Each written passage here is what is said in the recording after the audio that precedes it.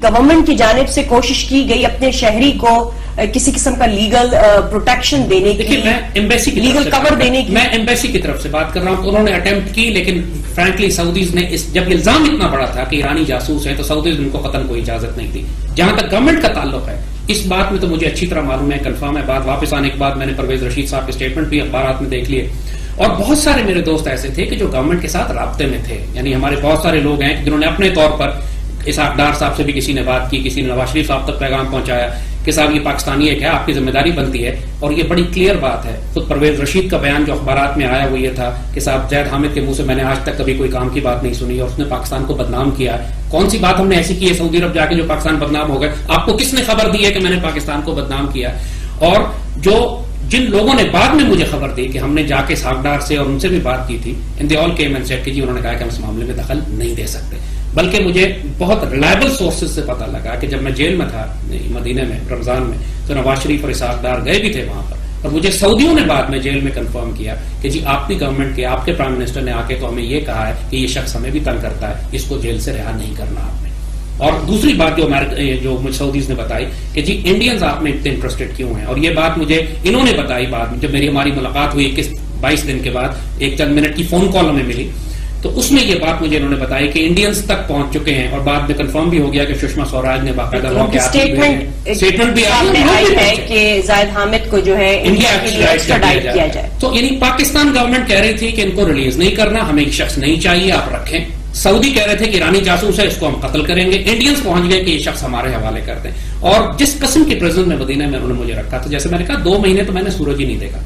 وہاں پہ ہر ایک کے ساتھ وہ یہی سلوک کرتے ہیں. فزیکل ٹارچر کوئی نہیں تھا، لیکن یہ کہ قید تنہائی تھی، وہ آپ کو ایک آئسولیٹ کر کے بند کر دیتے ہیں، تو باہر کی کوئی خبر نہیں ہے، کوئی وکیل نہیں ہے، کوئی کلاز نہیں ہے، کوئی لا نہیں ہے آپ کے اوپر، کوئی آپ کو بتاتے نہیں ہے کہ آپ کے ساتھ کیا کرنے جا رہے ہیں. وہ ایک جو سب سے بڑا ٹارچر وہاں پہ جو 15,000 قیدیوں کے ساتھ ہے وہ انسرٹینٹی کا ہے. آپ کو یہ نہیں معلوم ہے کہ آپ نے یہاں پہ 20 سال رہنا ہے یا 20 دن رہنا ہے. کوئی ٹرائل نہیں ہے، کوئی مقدمہ نہیں ہوتا، کوئی کسی قسم کی کوئی بات نہیں بتائی جاتی آپ کو کہ آپ پہ الزام بھی کیا ہے.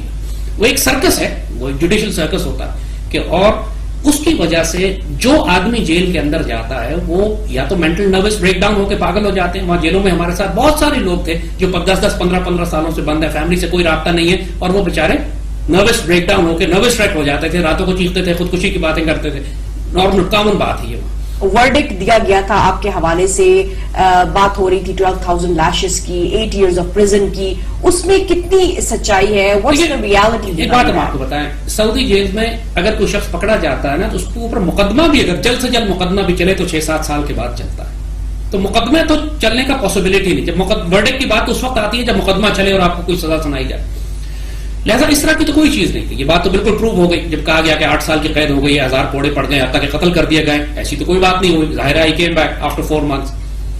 تو میرے ساتھ جیسے کہا شروع میں ان کا رویہ 2-3 ہفتے بہت سخت تھا، بہت زیادہ سخت. سخت کا مطلب ہے کہ یہ نہیں کہ فزیکل کوئی تنگ کر رہے تھے، لیکن ان کے ہاں مینٹل سٹریس بہت تھا. ساری رات انٹروگیشن، سوال جواب، کوشچننگ، بیکاز انہوں نے ہر چیز، پورا ہمارا کمپیوٹر، ہمارا فیس بک، ہمارا سوشل میڈیا، میرا ٹویٹر، ہر کورسپونڈنس جو پورا لیپ ٹاپ میرا ان کے پاس تھا. میرا 8-10 سال کا کام جو میں نے کیا میرے لیپ ٹاپ پہ موجود تھا. So they went through everything. ہر چیز کو انہوں نے دیکھا، ہر چیز کے بارے میں ڈسکشن. پرابلم یہ ہو رہی تھی، اور جو سسٹم اس سے اندازہ کیجئے کہ وہ مجھ سے ایک بدوی عربک میں بات کرتے تھے. کوئی ٹرانسلیٹر مجھے نہیں دیا انہوں نے. وہاں کوئی انگلش اور اردو بولنے والا نہیں تھا، اور عربک میں وہ مجھ سے بات کرتے تھے، وہ بھی ایکسنٹڈ، وہ جو بدو جو ان کے ڈیزرٹ کے بیڈو سے بات کرتے ہیں.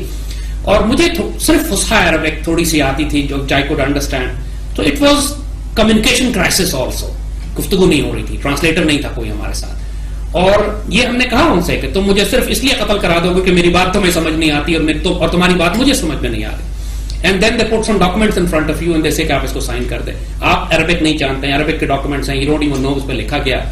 شروع میں تو یہی تھا، جب میں واپس آئی ایک رات ہم دونوں اکٹھے جیل میں تھے. صبح پھر وہ ان کو آگے لے گئے، انہوں نے مجھے واپس ہوٹل بھیجا. 1-2 دن بعد خان میں بدھ کا دن تھا تو وہ لوگ ان کو واپس لے کر آئے کمرے میں، کہ انہوں نے تلاشی لی اور سب چیزیں. پھر لیپ ٹاپ بھی اسی دن وہ لے کے گئے تھے.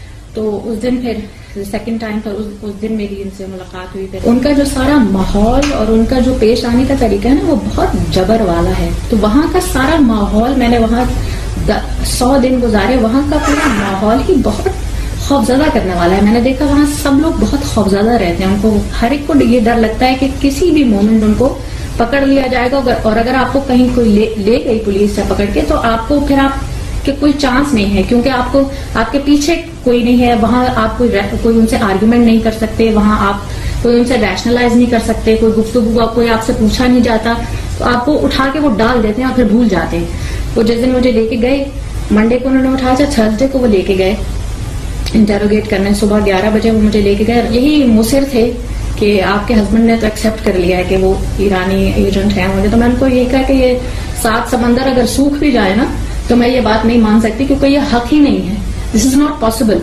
जो मेन मसला है जिसके ऊपर उठाया उन्होंने, जो शक उनको था और जिस चीज पे एतराज था, वो था ये कि आपने यमन फौजें भेजने से क्यों मना किया। तो मैंने उनको यही कहा कि आप उनका पूरा मौक़िफ़ पढ़िए, उसमें लिखा हुआ है कि उन्होंने कहा है कि पाकिस्तान आर्मी को सऊदी अरेबिया और ईरान दोनों को बिठा के बात कराना चाहिए, न कि जंग में मदद दें।